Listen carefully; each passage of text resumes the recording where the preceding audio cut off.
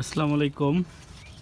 এই তো বিকেলবেলা ছাদে চলে আসছি আর অনেকদিন পর বেগুন ধরছে। আসলে অনেক চিন্তিত ছিলাম যে অনেক ফুল ফুটছিল বাট বেগুন ধরছিল না, এখানেও ধরছে আর কি। তো মাশাআল্লাহ দেখি যে বেগুন চলে আসছে, বেগুন ধরছে আর অনেকগুলো কিন্তু ফুলও বের হয়েছে আর কি। এবার সে যে মরিচের গাছ, অনেক সুন্দর মরিচ। এই মরিচটা নিচে হয়, তেমন একটা বোঝা যায় না।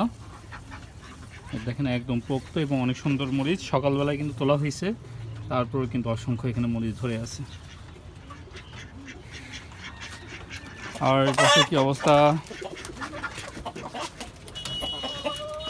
বাবা ডিম দিয়েছে, দুইটা ডিম দিছে।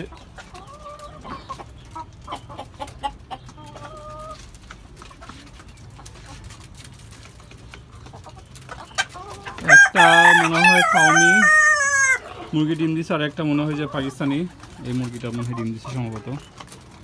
আর নিচে দেশি মুরগি এখন ডিম দেয় নাই।